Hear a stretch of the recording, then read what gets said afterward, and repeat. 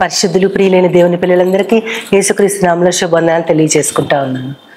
లూకాసు వార్త 18వ అధ్యాయము 9 నుంచి 14 వచనాల వరకు మనకి ఇద్దరు వ్యక్తుల్ని దేవుడు చూపిస్తూ ఉంటారు. అక్కడ ఆ 9వ వచన ప్రారంభంలోనే ఆయన ఏమంటారంటే, తమను తాము నమ్ముకొని తామే నీతిమంతులమని ఇతరులను తిరస్కరించే కొందరితో యేసుక్రీస్తు ఈ ఉపమానాన్ని చెప్పారు అని ఉంటుంది. తమ్మును తాము నమ్ముకొని తామే నీతిమంతులమని ఇతరులను తృణీకరించేవారు. అసలు ఫస్ట్ ఆఫ్ ఆల్ వాళ్ళని వాళ్ళు నమ్ముకోవడమే తప్పు, వాళ్ళని వాళ్ళే నీతిమంతులు అనుకోవడం చాలా ఘోరం. అది కాకుండా దానిని బట్టి అంటే దేవుని నీతిని మీద ఆధారపడకుండా స్వనీతి మీద ఆధారపడటం అనేది మహాపాపము. ఇదంతా కాకుండా ఇతరులను తృణీకరించేవారంట.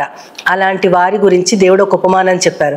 అక్కడ ఇద్దరిని చూపిస్తారు, ఒక పరిసయ్యుడు, ఒక సుంకరి. పరిసయ్యుడు సుంకరి ఇద్దరు కూడా ప్రార్థన చేసుకోవడానికి దేవాలయానికి వస్తారు. వచ్చినప్పుడు పరిసయ్యుడు ఏమంటారంటే, దేవా నేను ఇతర మనుషుల వలె అంటే వ్యభిచారుల వలె అయినా, దొంగల వలె కాకుండా, ఇంకా కొంతమంది అన్యాయస్తుల వలె కాకుండా, చెప్పాలంటే ఈ సుంకరిలాగా కూడా కాకుండా నేను చాలా నీతిమంతుడిని, ఎందుకంటే నేను వారానికి 2 సార్లు ఉపవాసం చేస్తాను, నా 10వ వంతు ఇస్తాను అని చెప్పుకుంటా ఉంటాడు. తన గురించి తాను చాలా ఎక్కువగా చెప్పుకుంటా ఉంటాడు. అదే సమయంలో సుంకరి ప్రార్థన, ఇప్పుడు దాకా పరిసయ్యుడు ప్రార్థన చేశాడు. అయితే సుంకరి ఏమని చేస్తాడంటే, ఆయన ఆకాశం వైపు కన్నులెత్తి చూడటానికి కూడా ధైర్యం చాలక తన రొమ్ము కొట్టుకుంటూ ఆయన ఏమంటారంటే, పాపినైనా నన్ను కరుణించు దేవా, నేను పాపిని అని అంటారనమాట. అప్పుడు యేసుక్రీస్తు వారు ఏమంటారంటే, అతనికంటే ఇతడు నీతిమంతుడుగా తీర్చబడి ఇంటికి వెళ్ళారని ఉంటుంది. అంటే అక్కడ పరిసయ్యుడు తన స్వనీతిని నమ్ముకున్నా సరే దేవుని యొక్క ఆచార వ్యవహారాల ప్రకారమే ఆయన నడుస్తూ ఉన్నారు. కానీ ఆయనలో ఉన్నది ఏంటంటే గర్వము, అతిశయము. ఆ నీతి కూడా దేవుని నీతి కాదు. తన నీతిని తానే నమ్ముకొని తన తోటి వారిని తిరస్కరించాడు. అయితే దేవుని ఆచార వ్యవహారాలు పాటిస్తూ ఉన్నాడు కాబట్టి అతడు కూడా నీతిమంతుడే, కానీ అతడు కంటే ఇతడు మరి ఎక్కువ నీతిమంతుడుగా తీర్చబడ్డాడు అని అక్కడ ఉంటే వాక్యంలో. ఫైనల్గా ఆయన ఏమంటారంటే 14వ వచనంలో ఇద్దరు గురించి చెప్పుకుంటూ, తనను తాను తగ్గించుకున్నవాడు హెచ్చించబడతాడు, తనను తాను హెచ్చించుకున్నవాడు తగ్గించబడతాడు అని ఉంటుంది. అంటే ఆ ఇద్దరిని చూపించుకుంటూ దేవుని నీతిని నమ్మకుండా తన సొంత ప్రిన్సిపల్స్ మీద తను ఆధారపడుతూ ఇతరుల్ని చాలా హీనంగా చూసేటటువంటి కొందరు ఉంటారు. వాళ్ళు నీతిమంతులు కాకుండా పోరు, కానీ వాళ్ళ నీతి కంటే దేవుని మీద ఆధారపడుతూ మన పాపాన్ని ఒప్పుకున్న వారే చాలా ఎక్కువ నీతిమంతులను దేవుడు చెప్తా ఉంటారు. తనని ఎంతగానో తగ్గించుకున్న ఆ సుంకరి గురించి దేవుడు పరిసయ్యులకు బుద్ధి రావడానికి తమను తాము నమ్ముకోకూడదని చెప్పడానికి అక్కడ ఆయన ఎగ్జాంపుల్ చెప్తా ఉంటారు.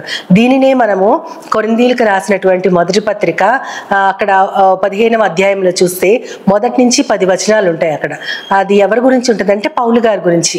ఆయన తన గురించి తాను చెప్పుకుంటూ ఆ కొరింథీ సంఘంతో ఆయన మాట్లాడుతూ 15వ అధ్యాయం 1వ వచనంలో ఏమంటారంటే, నాకు అప్పగించబడిన సువార్తనే నేను మీకు కూడా చెప్పాను అంటారు. మీ విశ్వాసం వ్యర్థమైతేనే తప్ప నేను చెప్పిన ఈ సువార్త వలనే మీరు రక్షించబడి ఉన్నారు అంటారు. అంటే యేసుక్రీస్తు వారి ద్వారా పొందినటువంటి ఉపదేశము కానీ సువార్త కానీ ఏదైతే ఉందో దానిని ఆయన కొరింథీ సంఘంలో ప్రకటించాను అని చెప్తున్నారు. దానిలో మీరు విశ్వసించారు, దాని వల్లనే మీరు రక్షణ పొందారు. మీ విశ్వాసం వ్యర్థమైతే తప్ప ఇదే తప్పు కాదు అని చెప్తారు. అని చెప్పుకుంటూ ఆయన అది ఆ సువార్త ఏంటి, అది దేవుడు మనకు అందించిన సువార్త ఉపదేశము ఏంటంటే లేఖనాల ప్రకారం ఆయన శిలువ మీద చనిపోయారు, అదే లేఖనాల ప్రకారం ఆయన 3వ దినాన లేపబడ్డారు. ఇదే ఆయన మనకు అందించినటువంటి ఉపదేశము, దానినే నేను మీకు చెప్పానంటారు. ఆయన లేచాక చాలా మందికి కనపడ్డారు. అక్కడ చెప్తా ఉంటారు, ఆయన లేచాక కేఫాకి, ఆ తర్వాత 12 మంది శిష్యులకి, ఒకేసారి 500 మంది సహోదరులకు కనపడ్డారు. అదేవిధంగా యాకోబుకి కనపడ్డారు, ఇంకా కొంతమందికి కనపడ్డారని చెప్తా ఉన్నారు. వాళ్ళల్లో చాలా మంది ఇప్పుడు లేరు, కొంతమంది బతికే ఉన్నారని కూడా చెప్తా ఉంటారు.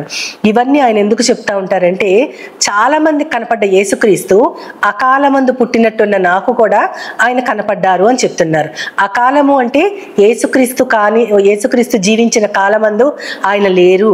పౌలు గారు యేసుక్రీస్తు చనిపోయిన తర్వాత వచ్చిన వారిలో అక్కడికి చాలా కొన్ని సంవత్సరాల గ్యాప్ ఉంటుంది. కాబట్టి ఆ కాలమందు నేను పుట్టలేదు, యేసుక్రీస్తు లేని కాలంలో నేను పుట్టాను, కానీ నాకు కూడా ఆయన కనపడ్డారని చెప్తారు.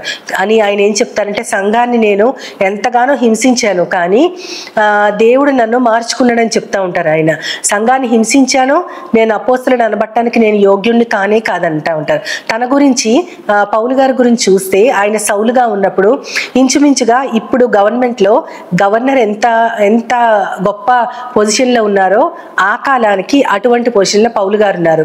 ఆయన గమలీయేలు పాదాల వద్ద ఎంతో విద్య నేర్చుకున్న గొప్ప పండితుడు. ఆయన చాలా మంచి పొజిషన్లో సంఘంలో మంచి పేరు ప్రతిష్టలతో మంచి పదవితో మంచి సంపదతో గొప్ప కుటుంబం నుంచి వచ్చి అన్ని ధర్మశాస్త్రం అంతా అధ్యయనం చేసినటువంటి గొప్ప స్థితిలో ఉన్నాడు ఆయన. కానీ ఆయన ఏమంటున్నాడంటే, నేను సంఘాన్ని హింసించాను కాబట్టి నేను అపోస్తలుడని అంటకు నేను యోగ్యుణ్ణి కానే కాదంటున్నారు.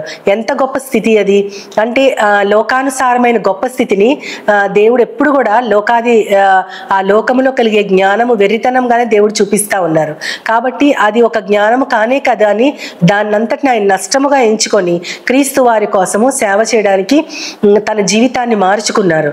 ఆయన ఏమంటున్నారంటే, ఏ అపోస్తలుల కన్నా కూడా నేను తక్కువేం చేయలేదు, చెప్పాలంటే వారందరికంటే నేను ఎక్కువ ప్రయాసపడ్డాను అని చెప్తున్నారు. అంటే ఎవరైతే యేసుక్రీస్తుతో పాటు జీవించి 3.5 సంవత్సరాలు ఆయనతో పాటు తిరిగి అనేకమైన అద్భుతాలు ఆయన చేస్తున్నప్పుడు చూశారో వారితో పాటు నేను కూడా సమానుణ్ణే, ఇంకా చెప్పాలంటే వారికంటే ఎక్కువ సేవే నేను చేశాను అని చెప్తూ, కానీ ప్రయాసపడింది నేను కాదు, అది క్రీస్తే అని చెప్తున్నారు. ఎంతో స్పష్టంగా ఆయన చెప్తున్నారు, నేను వారికంటే ఎక్కువ సేవ చేసినా సరే నా సేవ నిష్ఫలము.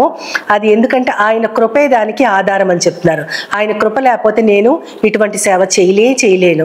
కాబట్టి ఈ కృప చొప్పునే నేను ఆ సేవ చేశాను. కాబట్టి అది కేవలము నేనేమై ఉన్నానో కేవలము దేవుని కృప వలనే అయి ఉన్నాను అని ఎంతో స్పష్టంగా చెప్తా ఉంటారు. నేనైనా వారైనా కూడా అదే సువార్తను ఆ విధంగానే అందించామంటే ఈ కృప మాది కాదు, ఈ యొక్క గొప్పతనం మాది కాదు, దేవుని కృప వలనే మేము ఈ యొక్క సందేశాన్ని కానీ ఆ సారాన్ని కానీ సంఘానికి అందిస్తున్నామని చెప్పుకుంటున్నారు. అలాగే మీరు కూడా ఆ విధంగానే విశ్వసించండి అని చెప్తా ఉంటారు. ఇందాక మనం చూసుకున్నప్పుడు సుంకరిని పరిసయ్యుని చూపించారు. అక్కడ పెద్ద పొజిషన్లో ఉండి తనను తాను గొప్పగా భావించుకుని తనను తాను దేవుని దృష్టిలో తగ్గించుకున్నవాడు ఒకడైతే, తనను తాను తక్కువగా ఎంచుకుని దేవుని దృష్టిలో ఎంతో గొప్ప నీతిమంతుడిగా తీర్చిబడిన వారు ఒకరు.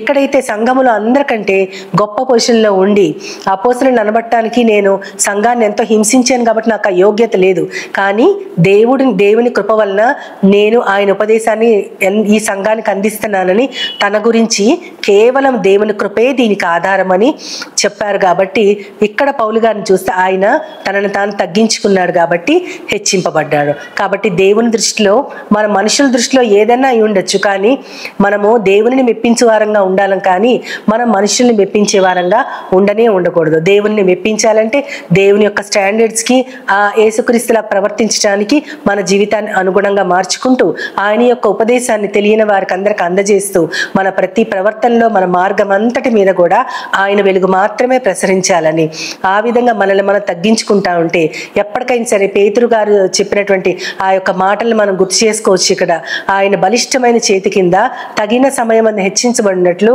అణిగిమణిగి ఉండండి అని చెప్తారు. ఆ విధంగా అణిగిమణిగి ఉన్నప్పుడు దేవుడే ఆయన వద్ద తన ఇచ్చే జీతం పెట్టుకుంటారు. మనకు పరలోకమందు గొప్ప ఫలం కలుగుద్ది. అట్టి ఫలము ఆ జీతం అందిపుచ్చుకోవడానికి మనమందరం ఈ లోకంలో మనల్ని మనం తగ్గించుకుని ఉండాలని దేవునిని ప్రార్థిస్తూ ఆయన సహాయం కోరుకుందాం. ప్రేమ నమ్మకం గల నా ప్రియ పరలోకపు తండ్రి, నాయన తనను తాను తగ్గించుకున్నవాడు హెచ్చించబడతాడని మీరు చెప్పారు ప్రభా. ఆ రీతిగానే సుంకరి ప్రభా తనను తాను తగ్గించుకున్నాడు కాబట్టి నీ చేత నీతిమంతుడుగా ఎక్కువ నీతిమంతుడుగా తీర్చబడ్డాడు ప్రభా. కానీ పౌలు గారిని చూస్తే ఎంతో గొప్ప పదవిలో పొజిషన్లో ఉండి కూడా తనను తాను తగ్గించుకుంటూ కేవలం నేను దేవుని వాహనాన్ని మాత్రమే, ఆయన సువార్తని ఆయన యొక్క ఉపదేశాన్ని సంఘానికి అందించడానికి మాత్రమే ఆయన కృప నాకు తోడై ఉంది కాబట్టి నేను ఏమై ఉన్నానో దేవుని కృప వల్లనే అయ్యున్నానని ఆయన ఎంతగానో తగ్గించుకుంటా చెప్పారు. అటువంటి తగ్గింపుని మాకందరికి దయచేయమని, మా ద్వారా నువ్వు మాత్రమే ఘనతను మహిమను ప్రభావాన్ని పొందుకోమని నీ ప్రియకుమారుడు నా ప్రియ ప్రభువైన యేసుక్రీస్తు వారి ద్వారా కోరి ప్రార్థిస్తున్నాను పరమ తండ్రి. ఆమేన్, ఆమేన్, ఆమేన్. వందనాలు. Jesus now is all.